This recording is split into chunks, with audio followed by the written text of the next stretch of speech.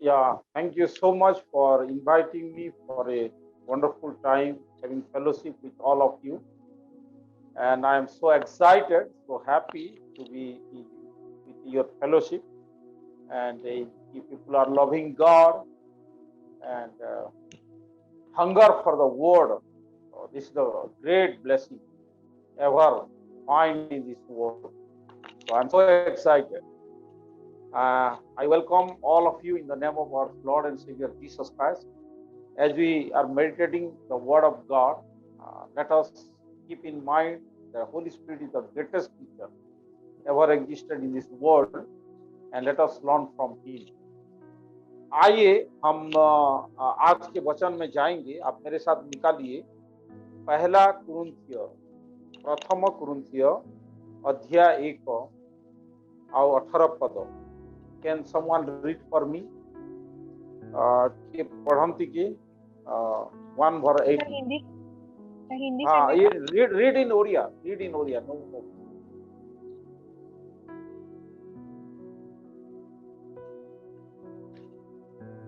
एकर 18 पद, तो प्रथम कुरिन्थिय 1:18 पद। कारण विनाश प्राप्त हेउथिबा लोकमानक प्रति क्रूसर कथा मूर्खता मात्र, किंतु परित्राण प्राप्त हेउथिबा आममानक प्रति ताहा ईश्वरक शक्ति अटे। ओके, तो यहाँ पर हम दो ग्रुप को देख रहे हैं क्रूस के बारे में। हमारा विषय है क्रूस, और क्रूस के विषय में यहाँ दो बातें हम देख रहे हैं। एक है कि विनाश होने वाले के लिए मूर्खता है, और दूसरा है उद्धार पाने वाले के लिए परमेश्वर का सामर्थ्य है।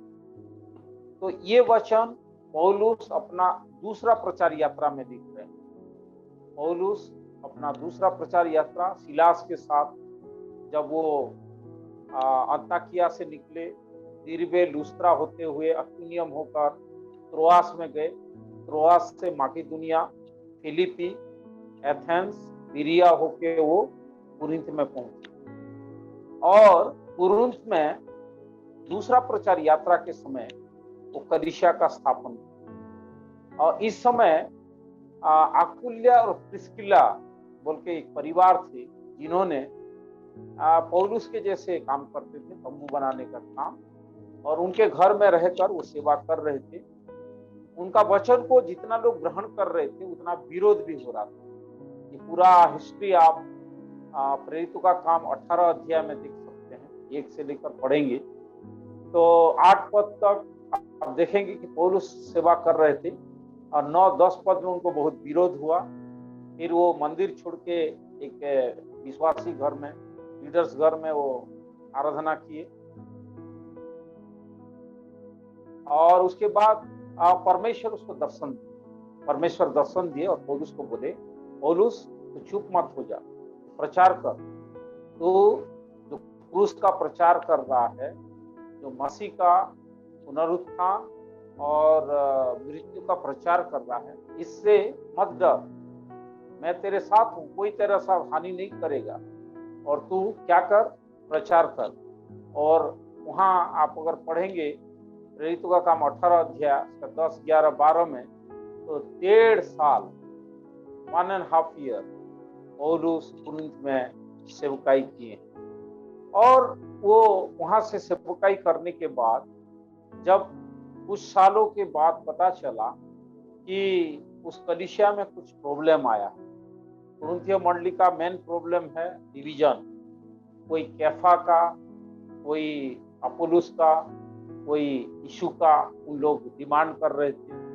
वहां पर इमोरालिटी था, वहां पर विवाह संबंधित प्रॉब्लम था, मूर्ति पूजा संबंधित, प्रसाद संबंधित, पुनरुत्थान संबंधित बहुत सारे प्रॉब्लम पहला कुरिन्थियों मंडली में था।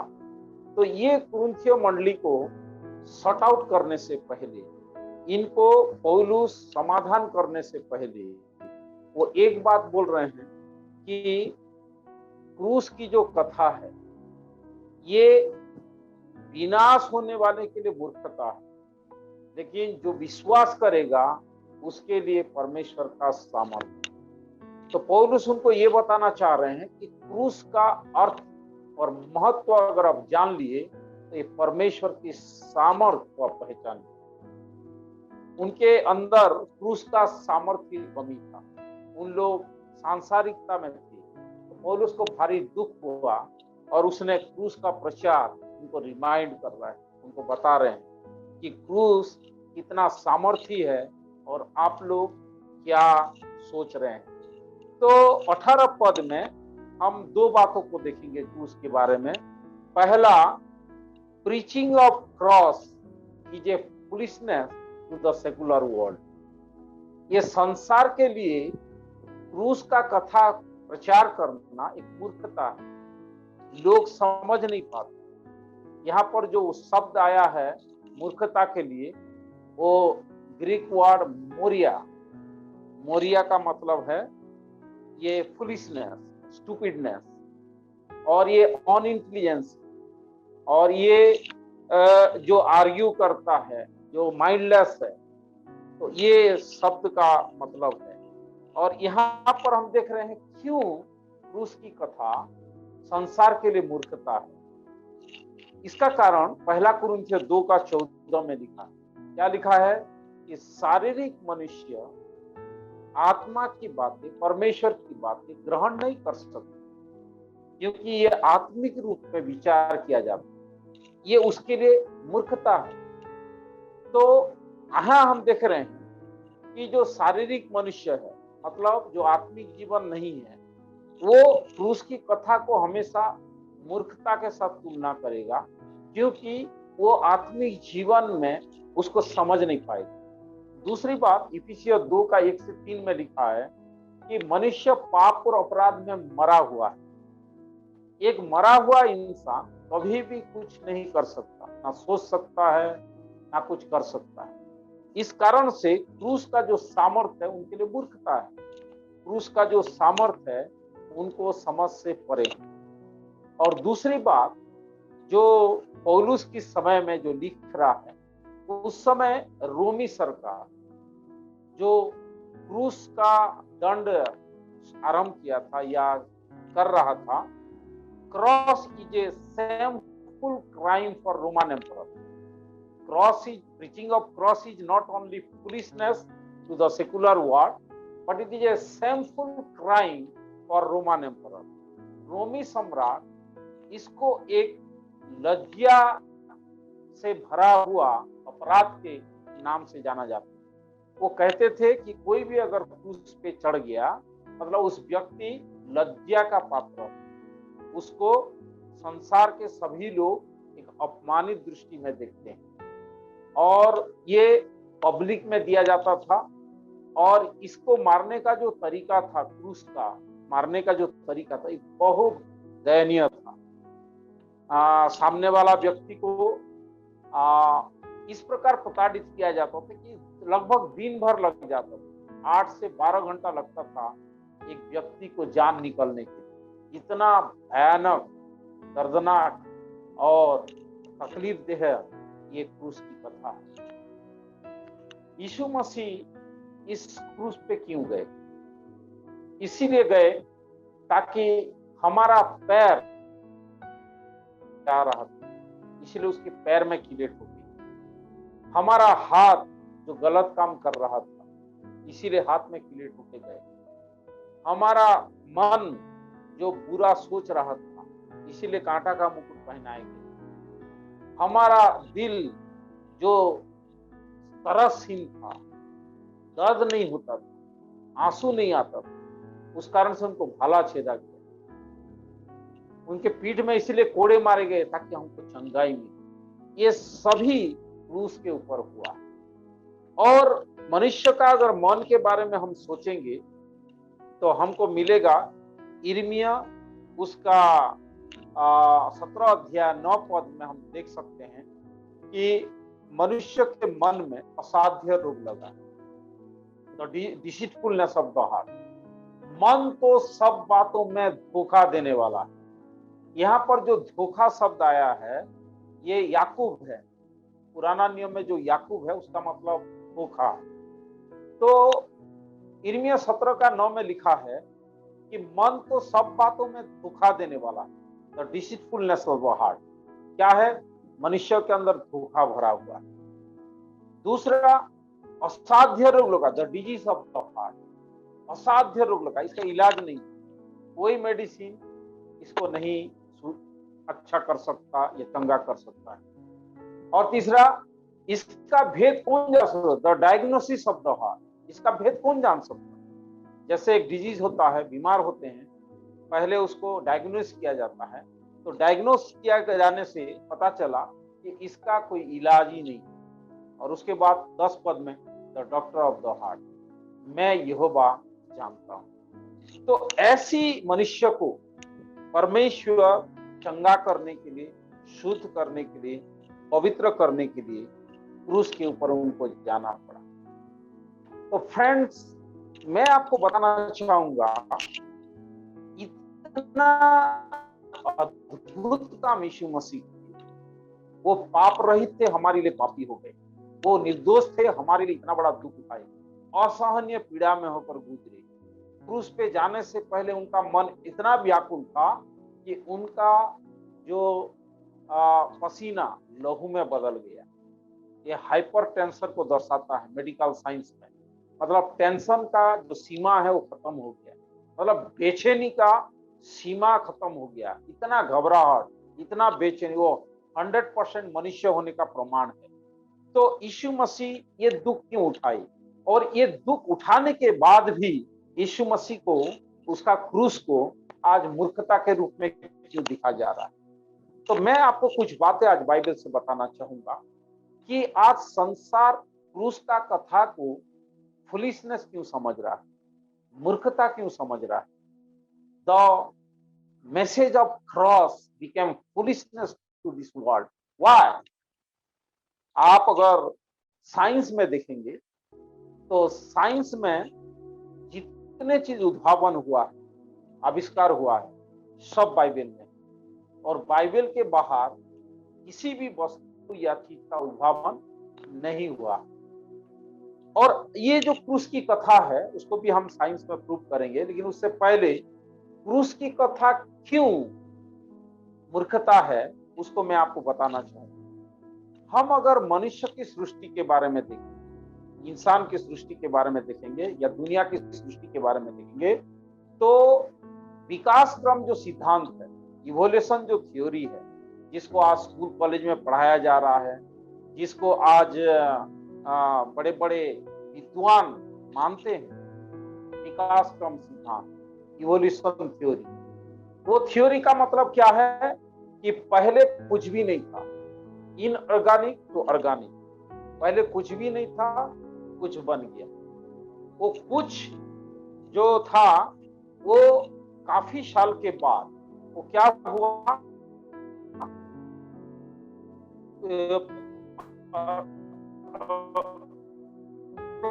प्लांट लाइफ में आया।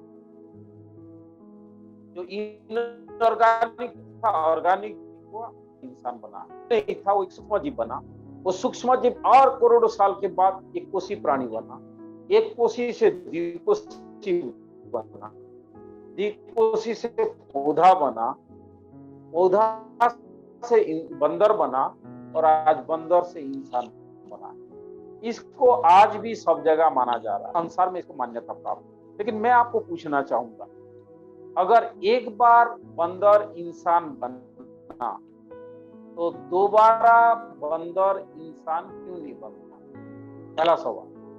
दूसरा सवाल, अगर बंदर से इंसान आया है तो बंदर का ब्लड इंसान में इंजेक्ट क्यों नहीं होता?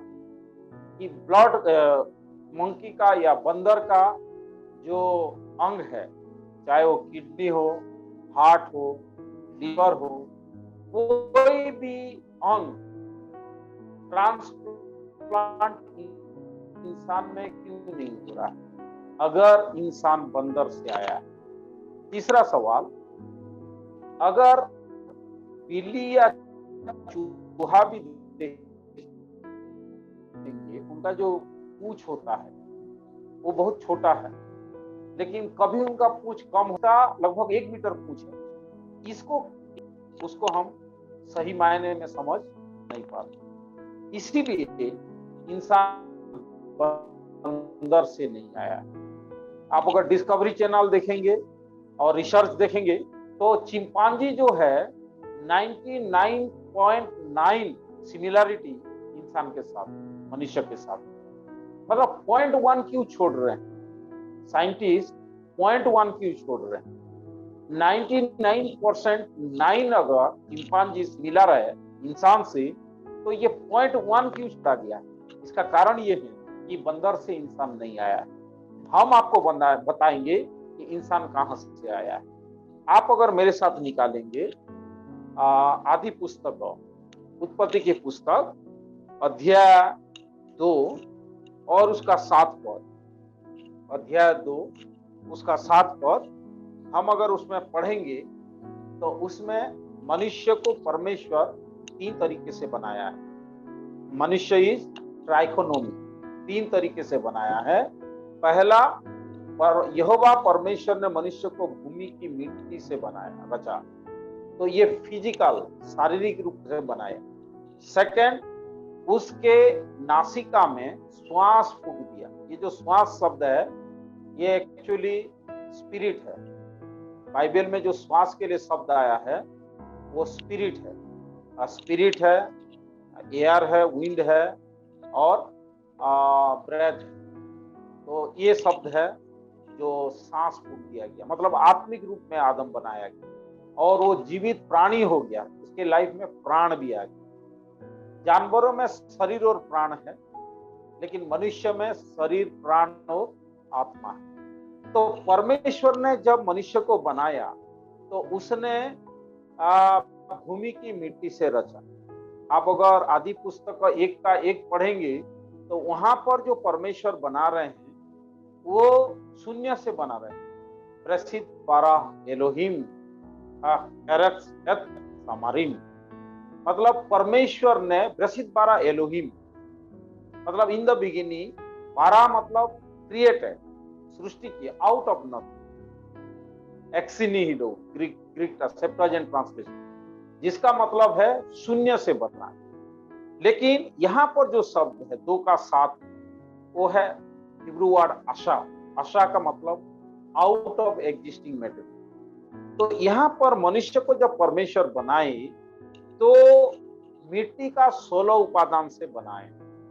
आज मनुष्य के शरीर में 16 एलिमेंट पाया जाता है और उन उपादान का नाम है number 1 calcium, number 2 carbon, number 3 chlorine, number 4 fluorine, number 5 hydrogen, number 6 iodine, number 7 iron, number 8 magnesium, number 9 manganese, number 10 nitrogen, number 11 oxygen, number 12 phosphorus, number 13 potassium, number 14 silicon, number 15 sodium और नंबर 16 सल्फर।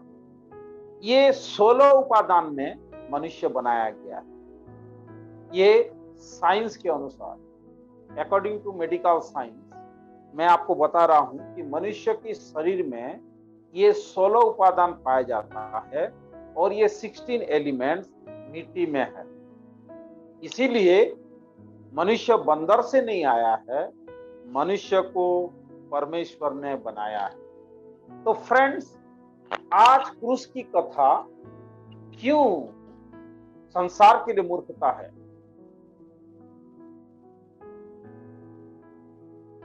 आज क्रूस की कथा क्यों संसार के लिए मूर्खता है? उसका कारण है कि अभी हम देख रहे हैं कि चार्ल्स डार्विन थ्योरी, जो इवोल्यूशन थ्योरी को लोग मान रहे हैं कि बंदर से इंसान आया है, उसका कोई ठोस प्रमाण नहीं। लेकिन हम आपको पक्का प्रमाण दे रहे हैं साइंस कि इंसान कैसे बना, और इंसान में आज जो भी बना हुआ है, शरीर का सर से लेकर पैर तक, इसमें ये 16 एलिमेंट्स पाया जाता है। इसीलिए मनुष्य को परमेश्वर ने बनाया, लेकिन संसार नहीं मानता है। So what is foolishness? परमेश्वर की वचन क्यों मूर्खता है, जबकि 100% सच्चाई लिखा गया है। उसके थोड़ा आगे बढ़ेंगे हम लोग हवा का सृष्टि के बारे में। आप अगर 21 अध्याय पढ़ेंगे, आदि पुस्तक उत्पत्ति की पुस्तक 2 अध्याय उसका 21 पद में अगर पढ़ेंगे, कोई पढ़ दीजिए।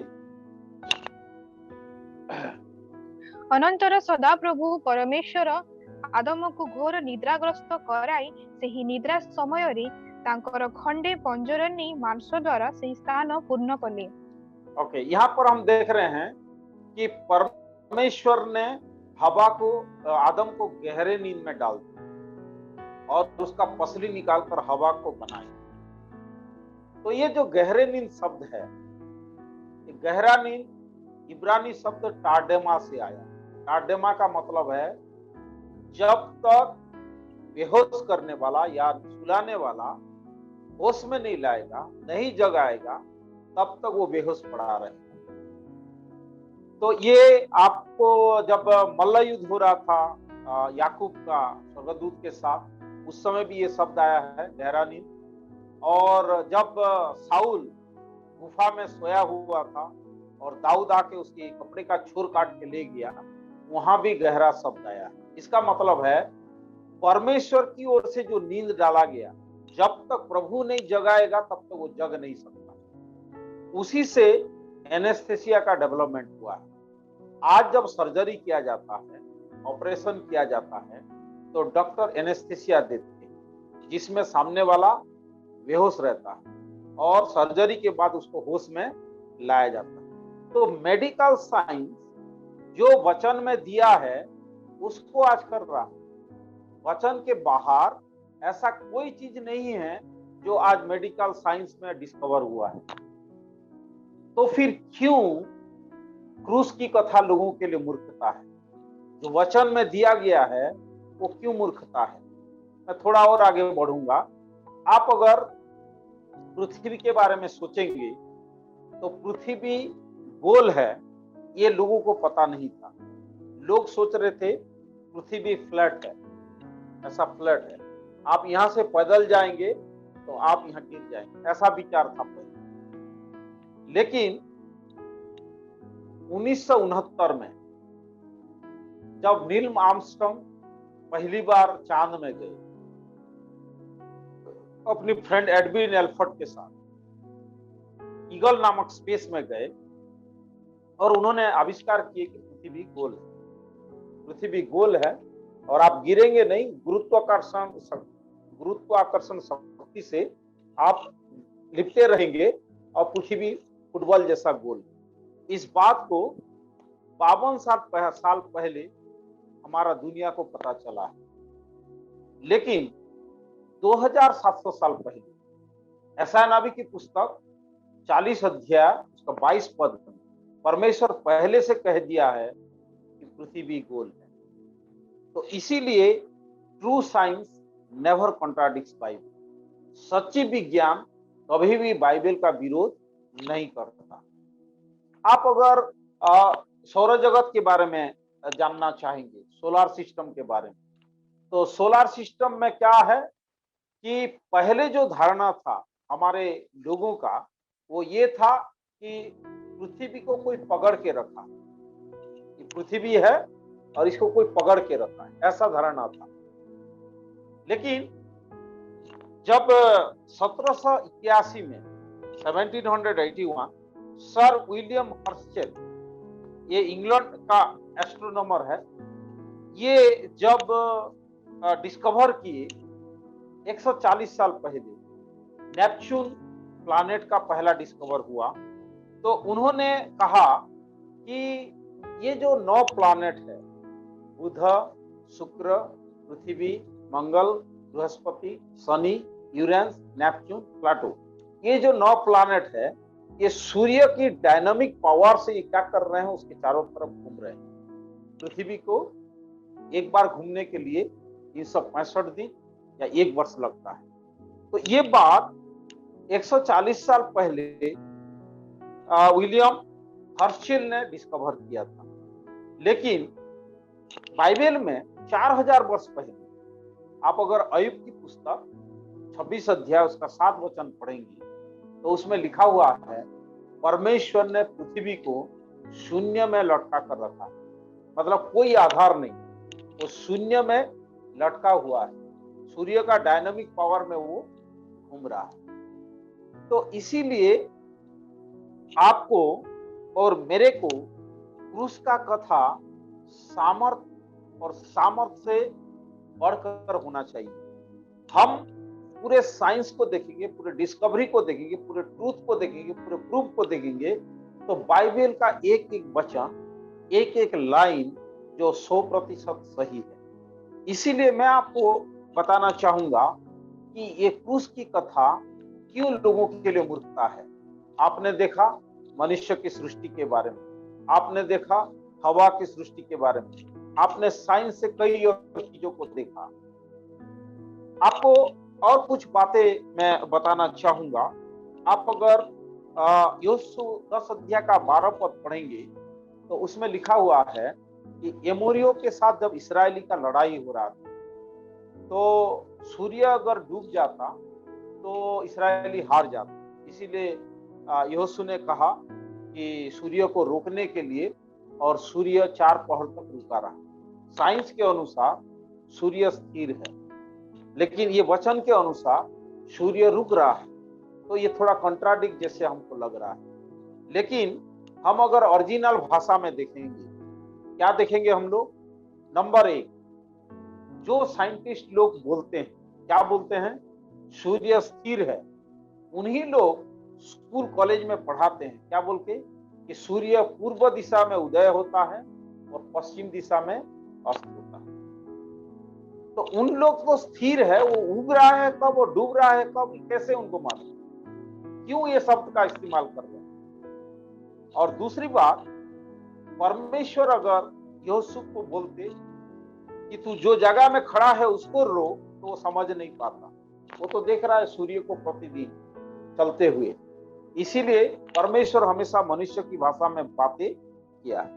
तीसरी उत्तर, अगर आप मेरे को बोलेंगे, पेन को बोलेंगे पेन आप मत लिखो, तो ये पेन नहीं बंद करेगा लिखना। क्यों? कि पेन नहीं लिख रहा। आप पेन को रोकेंगे तो ये नहीं रुकेगा, पेन नहीं लिख रहा है। आप मेरे को बोलेंगे तब ये पेन में लिखना रुकेगा, क्योंकि मैं इसमें लिखता हूं। वैसा सूर्य पृथ्वी को घुमा रहा है, सूर्य को बोलने से ही ये रुकेगा। तो ये ओरिजिनल भाषा में। इस कारण से कभी भी बाइबल का किसी पद को लेके कंफ्यूज मत रहिए। कई बार बाइबल में एक दूसरे का कंट्रोवर्सी और विरुद्धाचरण या विवादास्पद आपको लगता है। जैसे उदाहरण, एक जगह लिखा है मैं और मेरे पिता एक हैं, यीशु मसीह बोलते हैं। दूसरा जगह बोल रहे मेरे पिता मेरे से बड़े। और आदि यूहन्ना 1:1 में यीशु मसीह आरंभ से है। और भजन संहिता 2 का 7 में तू मेरा प्रिय पुत्र आज मुझसे उत्पन्न हुआ। पुराना नियम में रविवार को आराधना करते, सप्त का दिन शनिवार को आराधना करते। आज हम इतवार को आराधना कर रहे हैं। जहां के इतवार में आराधना करो कहीं नहीं लिखा है। तो ये सारे क्वेश्चन में कंफ्यूज मत हुई। ये जब आप ओरिजिनल भाषा में जाएंगे, हिब्रू और ग्रीक में, तो आपको हर्मेनेटिक्स हेल्प करेगा समझने के लिए। तो इसीलिए कभी भी आपको निराश होने की जरूरत नहीं है। 3:9 में, पहला यूहन्ना 3:9 में लिखा है, जो कोई आत्मा से जन्मा है वो पाप कर ही नहीं सकता। तो ये हमारा हिंदी और इंग्लिश में ही कैनॉट डू सिन, तो ये एकदम ऐसा लग रहा है कि कोई आत्मा में जन्मा ही नहीं। लेकिन आप जब ओरिजिनल भाषा में जाएंगे ग्रीक में, तो वहां पर जो फॉर्म है, हर टेंस का 4 फॉर्म होता है, simple, continuous, perfect, perfect continuous. तो यहाँ पर सिंपल फॉर्म में या इंडिफिनिट फॉर्म में पाप कर ही नहीं सकता। लेकिन ग्रीक भाषा में सिंपल और कंटिन्यूअस एक ही है। इसका मतलब जो आत्मा में जन्मा है वो निरंतर पाप नहीं कर सकता, वो कंटिन्यू पाप नहीं कर सकता। वही सब्जेक्ट यहाँ दिया गया है। इसीलिए कभी भी बाइबल को कोई भी पद को पढ़ के आप कंफ्यूज मत हुई। हर वर्ष का पद का क्वेश्चन का सॉल्यूशन है। तो हमारा विषय क्रूस है, इसीलिए हम क्रूस पे जाएंगे। मैं आप लोग को ये सारे बात इसीलिए बताया कि हमने खुद देखा साइंटिफिकली मनुष्य का सृष्टि जो है वो सही नहीं बता रहे हैं। प्रैक्टिस तो कर रहे हैं लेकिन 100% सही नहीं है। और जब हम साइंस में देखे कि मनुष्य का सृष्टि परमेश्वर ने किया और साइंटिफिकली ट्रूथ को हमने देखा, फिर भी आज लोग बाइबल की कथा को, उसकी कथा को मूर्खता मान रहे हैं। इसीलिए आप जो प्रभु के लोग, आप इस सच्चाई को जानते, आपको प्रभु में स्थिर रहना, आपको प्रभु में बढ़ना है। तो चलिए हम आगे देखते हैं क्रूस के बारे में। पहला विषय है preaching of cross. Preaching of cross. हमने पहला विषय प्रीचिंग ऑफ क्रॉस के बारे में 2 विषय देखा। पहला क्या था कि preaching of cross is the foolishness to the secular world, और दूसरा preaching of cross is the shameful crime for Roman emperor. लेकिन अभी हम लोग देखेंगे पिक्चर ऑफ क्रॉस। क्रूस का क्या पिक्चर दिया गया है बाइबल में और कैसे हम क्रूस का कथा को समझेंगे। क्रूस का पिक्चर मतलब चित्र या रूप बाइबल में कहां कहां दिया गया है और कैसे हम उसकी कथा को समझेंगे। पहला जो पिक्चर है क्रूस के बारे में वो उत्पत्ति अध्याय 1 में है।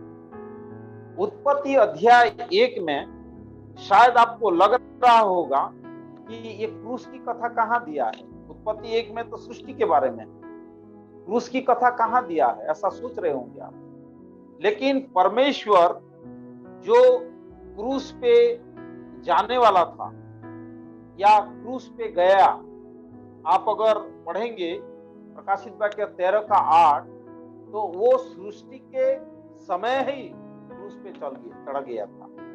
मतलब मनुष्य की पापों के लिए वो ऑलरेडी क्रूस की योजना परमेश्वर बनाया था।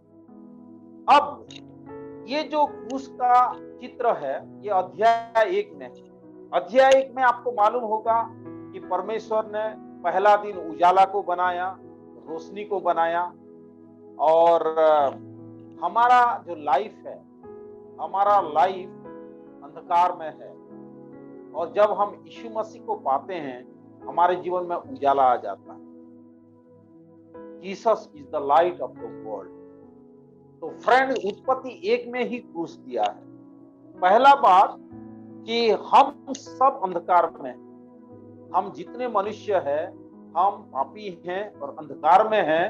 यीशु मसीह हमारे जीवन में अगर आ जाएगा तो हमारे लाइफ में उजाला आ जाएगा। दूसरा दिन में उसने मध्य आकाश को बनाया, परमानेंट। 3 आकाश है, उसमें मध्य आकाश को बनाया, है ना। और मध्य आकाश में आप जानते हैं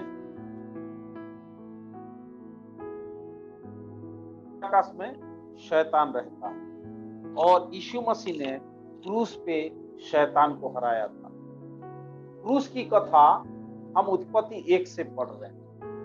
पहला, क्रूस ने हमारे जीवन में ज्योति लाया। आप अगर अभी भी क्रूस को नहीं ग्रहण किए, क्रूस पर विश्वास नहीं करते, तो अभी भी आप अंधकार में हैं। फ्रेंड, क्रूस का कथा अविश्वासी के लिए मूर्खता है, विश्वास करने वाले के लिए उद्धार है, परमेश्वर का सामर्थ्य। तो पहला, क्रूस आपको लाइफ में उजाला लेकर आता है। दूसरा, क्रूस आपको शैतान के ऊपर जय देता है। दूसरा दिन परमेश्वर ने शैतान को, जो मध्य आकाश में रहता है, उस पर क्रूस के कारण जय पाए थे।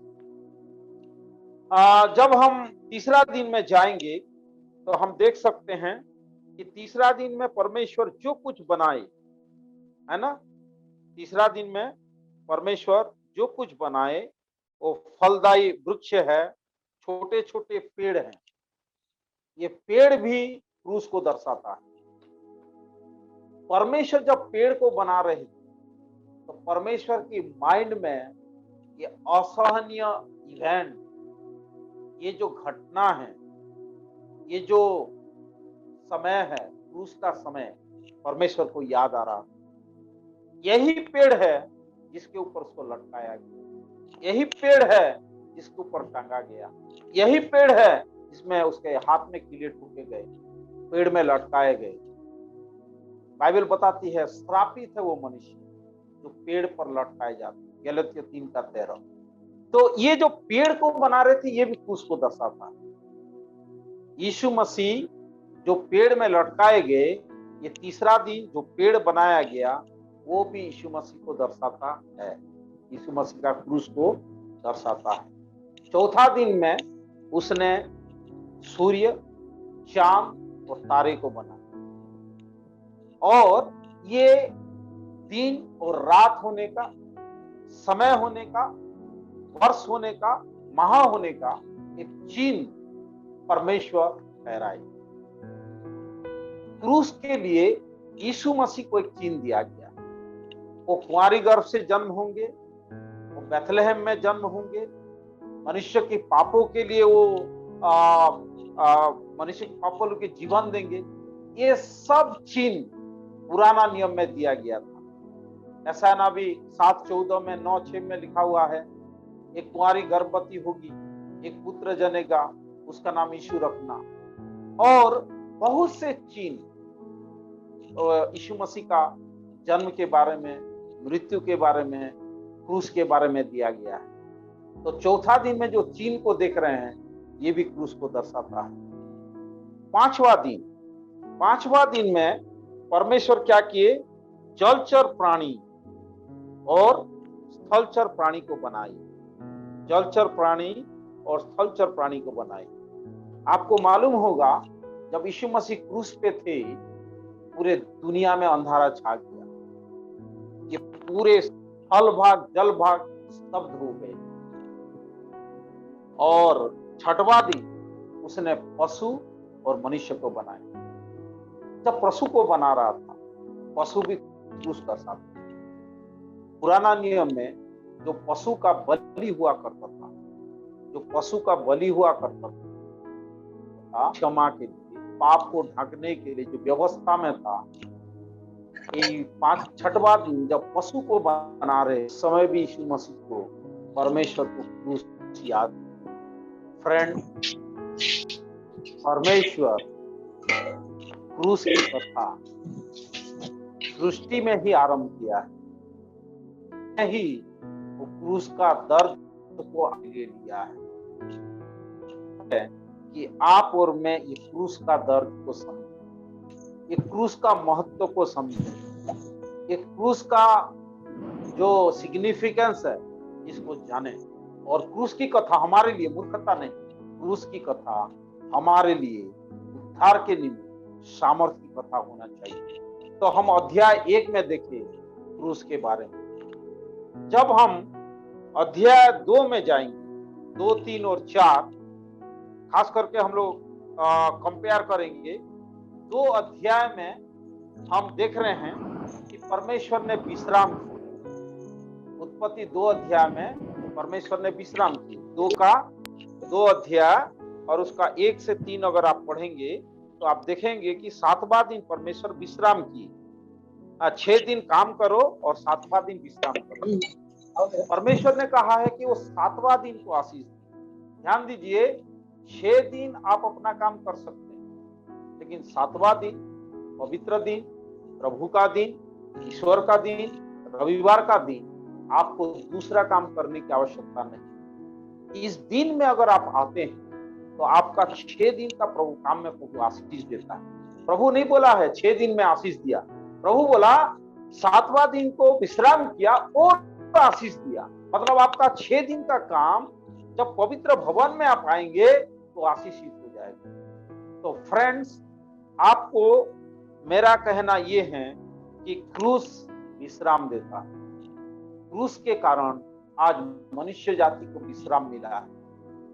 और तीसरा अध्याय में जब आएंगे तो तीसरा अध्याय में जितना श्राप, जितना सांप के ऊपर आया, आदम के ऊपर आया, हवा के ऊपर आया और भूमि श्रापित हुआ। आपको मालूम है भूमि में उटकटारे उगने लगेंगे, कांटे उठने लगेंगे, और यीशु मसीह जब क्रूस पे थे ये कांटा का मुकुट उनको पहनाया गया। उत्पत्ति 3 अध्याय भी क्रूस का कथा को दर्शाता है। उत्पत्ति अध्याय 3 में कांटे उगे, उटकटारे उगे, वो यीशु मसीह के सर में पहनाया गया। फ्रेंड्स, यीशु मसीह को कितना दर्द हुआ होगा कि हर पद में उसका क्रूस का तकलीफ लिखा हुआ है, हर वचन में उसका असहनीय पीड़ा बयां करता है। ये सिर्फ इसीलिए आप और मेरे पाप थे। तो क्या अभी भी हम पाप में जीवन बिताएंगे? क्या अभी भी में क्रूस की कथा को हम नेग्लेक्ट करेंगे, या गंभीरता के साथ हम यीशु मसीह के लिए जीना, यीशु के पीछे चलना सीखेंगे? जब उसने हमको इतना प्यार किया, जब उसने हमारे लिए जीवन दिया, इस सारे पीड़ा को सह लिया, क्या उसके बदले आज हम क्या कर रहे हैं? क्योंकि हमारे पास सिर्फ 5 मिनट है, तो हम अध्याय 4 में जाएंगे। उत्पत्ति अध्याय 4 हम देखेंगे क्रूस का कथा अध्याय 4 में कैसे है। आप अगर उत्पत्ति 4 अध्याय में जाएंगे तो वहां पर एक वचन है जो वचन क्रूस को दर्शाता है। पद 4, और हाबिल भी अपनी भेड़ बकरियां के कई एक पहलौठे बच्चे भेंट चढ़ाने ले आए और उनकी चर्बी भेंट चढ़ाई। तब यहोवा ने हाबिल और उसकी भेंट को तो ग्रहण किया। तो फ्रेंड्स, 4 अध्याय में जो पहलौठा हाबिल ने चढ़ाया, बलि किया, वो यीशु मसीह है और वो क्रूस है। यीशु मसीह को बाइबल में पहलौठा कहा गया है, पहलौठा के रूप में परमेश्वर दिया है। और ये जो मेमना बलि हो रहा था उत्पत्ति 4 अध्याय में, ये क्रूस का बलिदान को दर्शाता है। इस मेमना को लिया गया, उसको बलि किया गया, उसका चर्बी निकाला गया, चढ़ाया गया, और बिना लहू बहाने से पाप की क्षमा नहीं। मैं आपको एक बात बताना चाहूंगा, आप और मेरे पाप के लिए हर कोई दुख उठाए।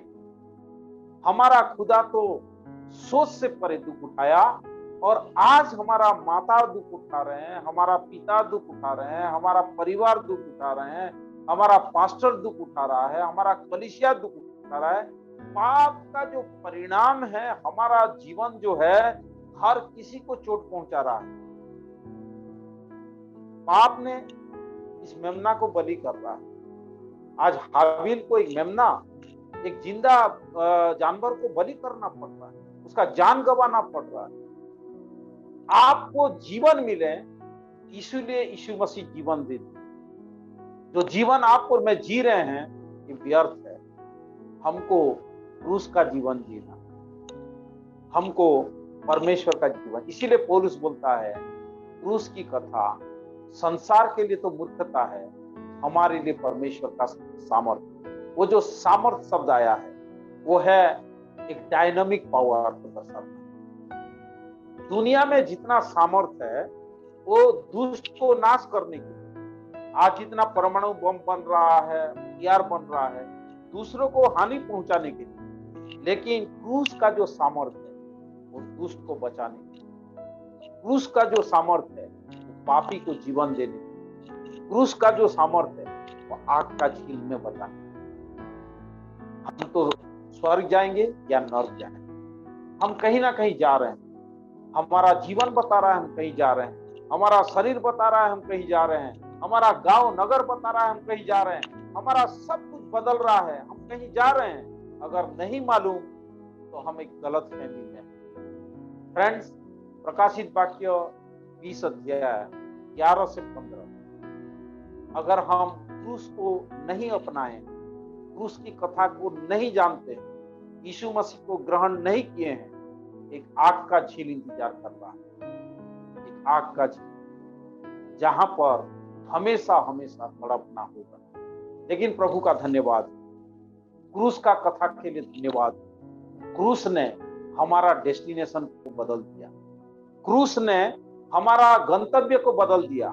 जो आग का झील में हम तड़पने वाले थे, क्रूस ने हमें उस आग का झील के और परमेश्वर के बीच में एक सीढ़ी बनकर हमको स्वर्ग पहुंचाती है। और प्रकाशित वाक्य 21 में लिखा हुआ है, वहां आंसू नहीं, वहां पीड़ा नहीं, वहां दर्द नहीं, वहां मृत्यु नहीं, परमेश्वर हमेशा हमेशा आपके साथ रहेगा।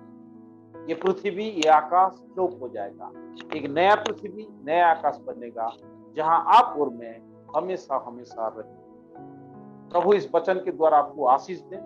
कल इस समय फिर मिलेंगे और हम देखेंगे क्रूस की कथा विश्वास करने वाले कैसे परमेश्वर का सामर्थ्य है। प्रभु इस वचन द्वारा आपको आशीष दे। आइए हम प्रार्थना करें। स्वर्गीय पिता, सुंदर वचन के लिए आपको हम धन्यवाद देते हैं। हमने जब क्रूस के बारे में सुना, हम सुनने वाले नहीं, विश्वास कर अपने जीवन में अमल कर इस पर चलने वाले बने। परमेश्वर पिता, हम धन्यवाद करते हैं कि क्रूस एक भयानक पीड़ा था, एक अपराधी को, गुनाहगार को दंडित किया जाता था। रोमी सम्राट के आधार पर क्रूस एक ऐसा पब्लिक एग्जीक्यूशन है जिसको कोई भी सुनते ही कांप जाती थी। खुदा, सहन करना असंभव और नामुमकिन था।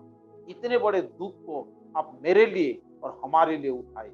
प्रभु, उस क्रूस का महत्व को समझने में आज हमारी सहायता करें। जब हमने क्रूस का दर्द को, क्रूस का महत्व को जान लिया, खुदा आप हमारी सहायता करें, हम अपना क्रूस उठाकर प्रतिदिन आपके साथ चलने वाले बन सकें। धन्यवाद प्रभु, आपने एक बहुत बड़ा अवसर दिया कि हम आपके वचन को सीखें। धन्यवाद के साथ प्रार्थना यीशु के नाम से मांगते हैं, सुनो और ग्रहण करके। आमीन।